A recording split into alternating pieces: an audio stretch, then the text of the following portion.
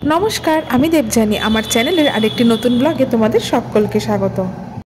বুধবার দিন দুপুরবেলা অবধি কী করেছি সেটা তো তোমাদের সাথে শেয়ার করেই নিয়েছি। এবারে বিকেলবেলাতে একটু ঘুম থেকে উঠেই আমরা একটু পুরীর আশপাশে সাইট সিন করতে বেরিয়েছি।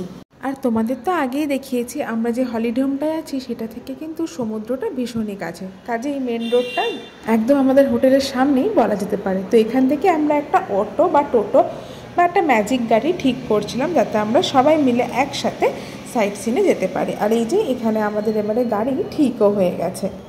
মামা মামি মাসি মা বাবা এরা তো মাম্মামের কাছে একটু অজানা, তাই ওদের কাছে না খুব একটা মাম্মাম যেতে চাইছে না। মামা অনেক কষ্টকে কোলে নিয়ে একটু আদর করে দিচ্ছিল। ব্যাগটা বাবাকে দাও, ভেতরে কি বসে পড়ে যাও। এই চলো চলো বসে পড়ি। আয় বুড়ি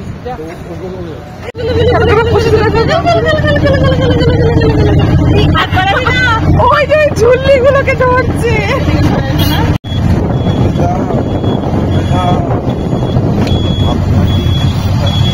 তো আমাদের প্রথম ডেস্টিনেশনই ছিল বিপত্তারিণী চণ্ডীবাড়ি, যেটা আমাদের হোটেল থেকেও কিন্তু বেশ কাছেই ছিল।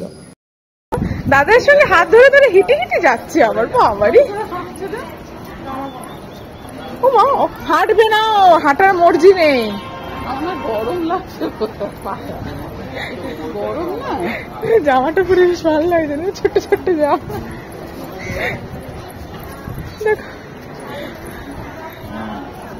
মানে আমি জানি সিঁড়ি চাপতে গো, আমি জানি ছোট ছোট পা দিয়ে আবার সিঁড়ি চেপে চেপে উঠে যাচ্ছে গো। এখানে যেমন বিপত্তারিণী কালী মাতার মন্দির ছিল, তেমন আবার এখানে কিন্তু শুধুমাত্র জগন্নাথ দেবেরও একটা বিগ্রহ কিন্তু বানানো ছিল। আর মন্দির থেকে বেরিয়েই দেখি এখানে ওয়াটার স্পোর্টস হচ্ছে। আসলে ওয়াটার স্পোর্টসের যে পয়েন্টটা আছে সেটা এই একদম মন্দিরের সামনে যে সমুদ্রের বিচটা আছে ওইখানটাতে আছে। দেখতে কিন্তু ভীষণ ভালো লাগছে। আর এই দিনকারে আকাশটা এত পরিষ্কার ছিল, পরিষ্কার আকাশে এইরকম ওয়াটার স্পোর্টসগুলো দেখতে কিন্তু ভীষণই ভালো লাগে। ভয় তো পায় না কিছুতে, বসেছে কিন্তু দিদি, দেখছো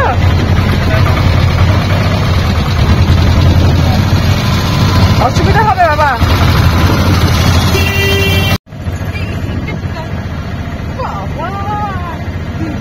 বাবা মা সবার সাথে কোথায় যাচ্ছে এই বাচ্চাটা, কোথায় যাচ্ছে এই বাচ্চাটা? এই জামাটা একটা পরের জন্য ঠিক আছে, বড় আছে।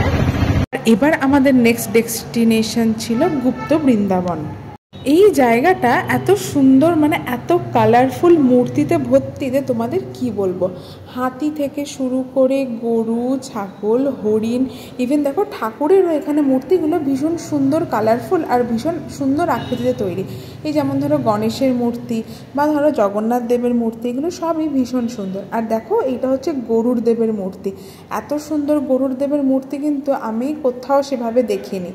এরপরেই ছিল মন্দিরের ভেতরে, যেখানে রাধাকৃষ্ণের একটা মন্দির ছিল। আর তবে তোমাদের একটা কথা বলে দিই, গুপ্ত বৃন্দাবন জায়গাটা কিন্তু বেশ বড়, খুব সুন্দর সাজানো গোছানো।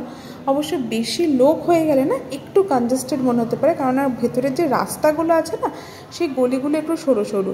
আদারওয়াইজ মন্দিরের ভেতরটা তোমাদেরকে দেখাচ্ছি, ফুল দিয়ে এত সুন্দর, মানে সুন্দর সুন্দর ফুল, কালারফুল ফুল, শুধুমাত্র ফুল না কালারফুল ফুল, তারপরে ধরো সুন্দর সুন্দর মূর্তি দিয়ে ভীষণইভাবে গোছানো।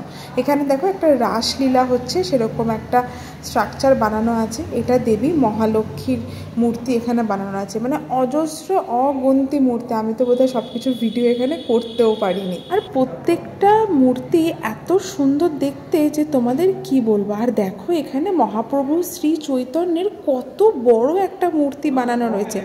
ইভেন নিচের জায়গাটাও এত সুন্দর করে সাজিয়েছে, জলপরি ছোট ছোট আরও মূর্তি দিয়ে খুব সুন্দর করে সাজিয়েছে। মামামকে এখানে ওর বাবা একটুখানি খালি পায়ে হাঁটাচ্ছিল, তবে না এখানে রাস্তাগুলোর না মেনটেনেন্সটা একটু কম আছে বলে আমার মনে হলো, বা হতে পারে ভেতরের জায়গাটা এতটাই বড় যে ছোট বাচ্চাদের খালি পায়ে হাঁটতে কিন্তু একটু প্রবলেম হতে পারে। মহাপ্রভু শ্রী চৈতন্য অথবা শ্রীকৃষ্ণের জীবনের যে গুরুত্বপূর্ণ ঘটনাগুলো আছে সেগুলো কিন্তু এখানে সমস্তই তুলে ধরা হয়েছে মূর্তি আর চিত্রের মাধ্যমে। আর দেখো এখানে একটা শিব ঠাকুর ঠাকুরও কিন্তু বানানো হয়েছে। শুধুমাত্র শিব ঠাকুর না, বেশ কিছু জায়গাতে এমন রয়েছে যে মহাপ্রভু শ্রী চৈতন্য নিজের বাণী দিচ্ছে, সেরকমও কিন্তু দেখো মূর্তি এখানে বানানো রয়েছে। আর ঠাকুরের মূর্তি তো এখানে অগন্তি রয়েছে, রাধাকৃষ্ণের মূর্তি থেকে শুরু করে মহাপ্রভু শ্রী চৈতন্যের পরম ভক্ত জগাই মাধাইয়ের মূর্তিও কিন্তু এখানে খুব সুন্দর করে বানানো রয়েছে। আর রঙগুলো এত সুন্দর যে কি বলবো। আবার দেখো এখানে একটা নকল পুকুর মতো বানিয়েছে, যেখানে কি না সাদা রঙের পদ্মফুল ফুটে রয়েছে। আবার এই জায়গাটাকে দেখছি নকল কিছু পাখি আর হাতি দিয়ে ডেকোরেশন করেছে। এরপরে আমরা এসেছি যেখানে একটা বিরাট বড় হনুমানজির মন্দির বানানো রয়েছে। আবার এখানে আমি দেখছি নিমাই গৌরাঙ্গের ছবি কিন্তু বানানো রয়েছে। তবে এরপরে আমরা এখান থেকে চলে এসেছিলাম স্বামী তোতাপুরীর সমাধিতে, যিনি কিনা ছিলেন পরমহংস রামকৃষ্ণদেবেরও গুরুদেব। গুপ্ত বৃন্দাবনে না হঠাৎ করে ভিড়টা খুব বেড়ে যাওয়াতে আমি না এক্সিটের ভিডিওটা নিতে পারিনি, তাই আমরা গুরুদেব তোতাপুরীর আশ্রমে চলে এসেছিলাম। এখানে কিন্তু বেশ খানিকটা সিঁড়ি ভেঙে আমাদের উপরে উঠতে হয়েছে। আর এখানে আছে গুরুদেব তোতাপুরীর সমাধি ক্ষেত্রটা। তবে জায়গাটা কিন্তু খুব সুন্দর গাছপালা দিয়ে সাজানো, আর এখানে ভিড় বলতে গেলে একদমই ছিল। এখানকার পরিবেশ ছিল গাছগাছালিতে ভর্তি, ভীষণই শান্ত পরিবেশ।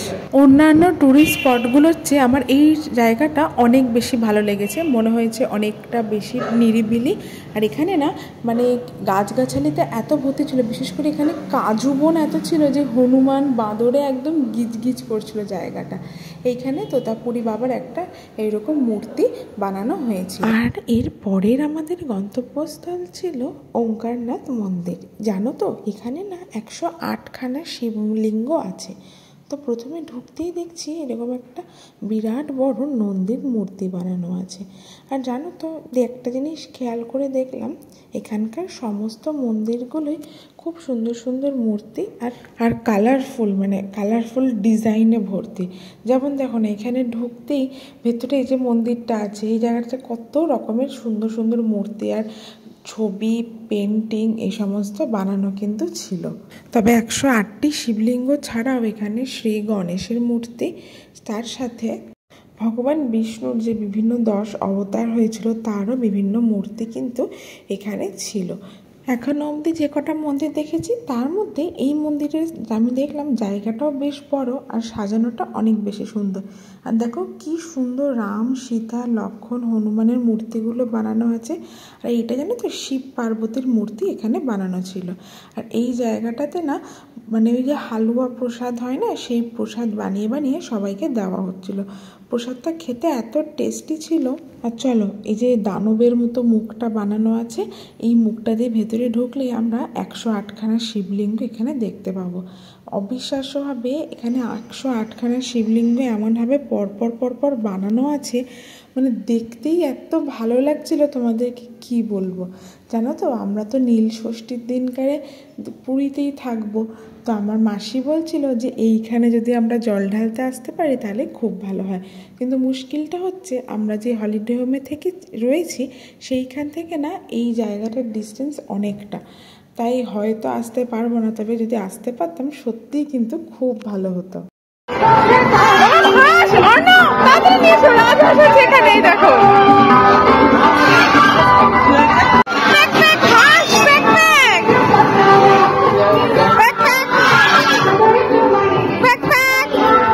সত্যিকারের রাজহাঁস এগুলো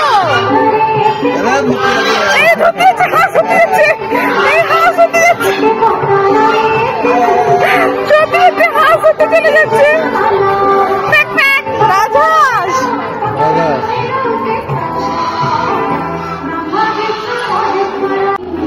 ওদেরকে চলে গেছে, ওদেরকে ধরতে দেখো, ওদেরকে চলে যাচ্ছে, চলে গেছে ওদেরকে ধরতে। দেখেছো দেখো, ওই দেখো, ওই দেখো, ওই দেখো হাঁসগুলোকে ধরতে চলে যাচ্ছে। দেখছো আমার প্যাক প্যাক মা সরস্বতীর বাহন, ওরা মা সরস্বতীর বাহন হাঁস। প্যাক প্যাক প্যাক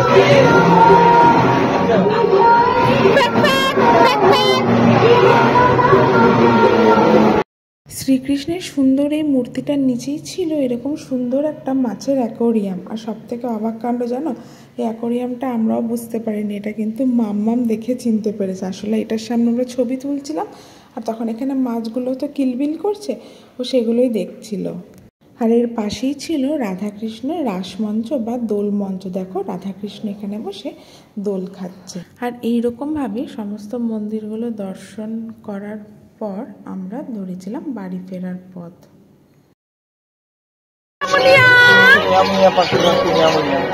পাখি মামা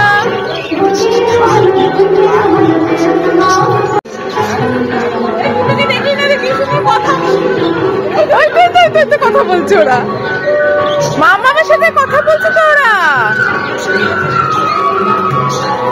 আর তোমাদের যে হালুয়া প্রসাদটার কথা বলছিলাম, এইটা ছিল সেই প্রসাদটা। খেতে কিন্তু দুর্দান্ত হয়েছিল।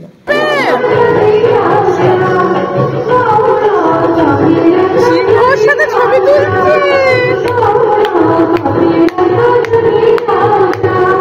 সিংহ থেকে আর মন্দির থেকে একদম বাইরে বেরোনোর পথেই ছিল একটা বিরাট বড় শিব ঠাকুরের মূর্তি। তো অবভিয়াসলি আমরা এখানে দাঁড়িয়ে কিছুটা সময় অতিবাহিত করেছি আর কিছু ছবি চলেছে। দেখো মামামকে জোর জবরদস্তি আমার মায়ের কোলে বসেছি। ও মোটে জানো তো ওর নিজের বাবার কোলে মানে অর্ণবের কোলে ছাড়া আর কারোর কোলে থাকতে চাইছে না। আসলে মা বাবাকে তো অতটা চেনে না, ওই জন্যই আর কি। সমুদ্রের ধারে এবার এসে গেছি। দুপুর থেকে বসে আছি, সমুদ্রের ধারে যেতেই পাচ্ছি না। এই তো সমুদ্রের ধারে এসে গেছি। এখানে তুলনামূলক ভিড় অনেক কম স্বর্গদ্বারের চেয়ে, তাই না? হ্যাঁ দেখেছি।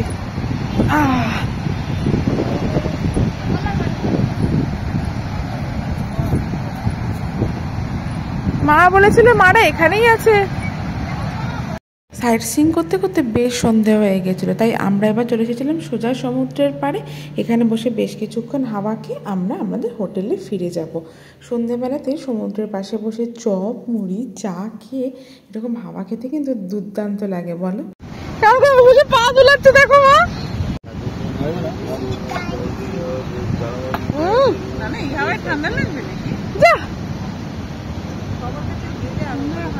ঠান্ডা লাগবে নাকি?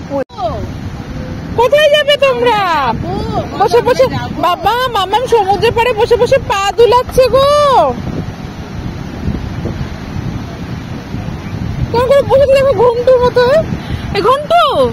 ঘন্টু তুই সমুদ্রের পাড়ে এসেছিস, বসে বসে পা দুলাচ্ছিস? হ্যাঁ সমুদ্রের পাড়ে এসেছে। বাবা রে। মামামকে মা বাবাদের কাছে রেখে আমি আর অর্ণব হেঁটে হেঁটেই বেরিয়ে পড়েছিলাম স্বর্গদ্বারের উদ্দেশ্যে। যেহেতু আমরা লাইট হাউসের কাছে আসছি, তো স্বর্গদ্বার অবধি কিন্তু আমাদের একটুখানি হেঁটেই যেতে হচ্ছে। তবে হেঁটে যেতে খারাপ লাগছে না কিন্তু। আর পুরী মানেই তো রাস্তায় একদম জাঁকজমক লোকজনে ভর্তি, সাথে লাইটিংও প্রচুর করা থাকে। সাধারণত মামামকে রেখে তো আমরা সেভাবে কোথাও ঘুরতে যাই না। তো ওকে যেহেতু মা বাবার কাছে একা রেখে এসেছি, আমি আর অর্ণব অনেক দিন পর এরকমভাবে একা বেরিয়েছি। আর না ওরকম সমুদ্রের হাওয়ায় আর চাষপাশের লাইটিংয়ে বেশ মজাও লাগছে, কিন্তু কোথাও না কোথাও মনটা আবার একটু খুঁতখুঁত করছে মামামের জন্যে। রাস্তায় হাঁটতে হাঁটতে অর্ণব বললো যে কী খাবে? আমি বললাম চলো আমরা তাহলে আইসক্রিম খাই। তবে আইসক্রিম খেতে গিয়েও মামামের কথা কত মনে পড়ছে। মেয়েটা আইসক্রিম খেতে কত ভালোবাসে। কিন্তু যাই হোক, মা বাবার কাছে রয়েছে, ওখানেও অনেক মজা করছে। আমি ফোন করে জিজ্ঞাসা করেছিলাম। আর আইসক্রিম খাওয়ার পরে এই যে এখানে দোকানগুলো দেখছো, এখান থেকে আমরা কিছু টুকিটাকি শপিং করেছিলাম আমাদের বাড়ির লোকেদের জন্য। আর এখানে দাঁড়িয়ে এত আলো ঝলমলে দোকানগুলো দেখতে এত ভালো লাগছে, সাথে সমুদ্রের হালকা সুন্দর মিষ্টি হাওয়া। আর কতদিন বাদে যে আমরা দুজনে এরকম চুপচাপ শান্তিতে দাঁড়িয়ে আইসক্রিম খাচ্ছি, কি বলবো। এখন যদি এখানে মাম্মাম থাকতো, ও দৌড়ে দৌড়ে আমাদেরকে পাগল করে দিত, সাথে আইসক্রিম খাওয়ার বায়না তো ছিলই। এখানে না জামা কাপড়ের দাম দেখলাম খুব একটা বেশি নয়। দেখো সেল বলে সমস্ত লেখাই আছে, তোমরাও দেখতে পাচ্ছ। ছোট হবে না? হ্যাঁ হয়ে যাবে। আরে বড় হবে তো সুতি না ধুলে খেপে যাবে, বুঝলে? রকম আছে কি ওটা দাগ আছে।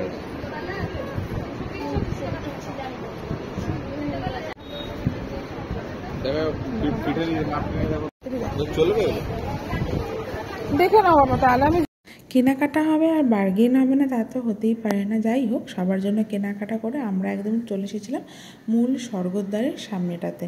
আসলে আমি তো অনেক বছর আগে এসেছিলাম, আর অর্ণব এই প্রথমবার পুরীতে এসেছে। তো যাই হোক, মূল স্বর্গদ্বারের কাছেটা আমাদের একদমই ভালো লাগেনি, এত ঘিঞ্জি।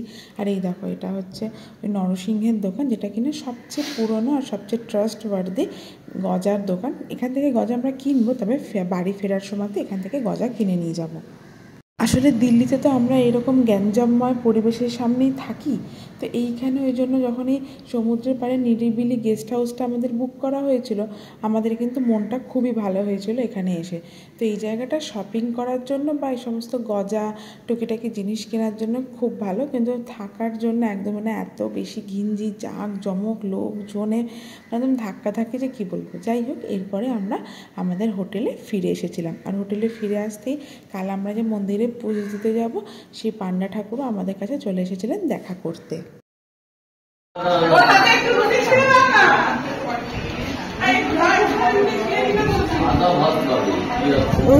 একটু একটা ছোট রুটি ছিঁড়ে দাও তো মেয়ের হাতে।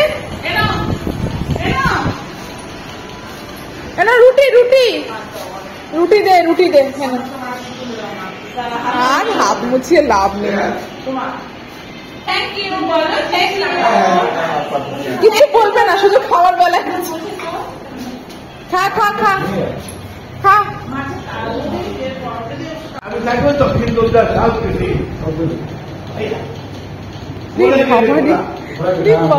দেখো মা তোমার নাতনি,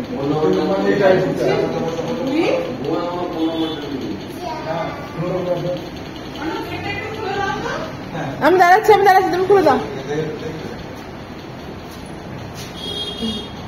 একা একা জায়গাটা আইডেন্টিফাই করেছে, আর উঠতে পারবি না, ওই একটাই স্টেপ উঠতে পারবি। হ্যাঁ, ওই দেখ ভুতু ভুতু আসবে।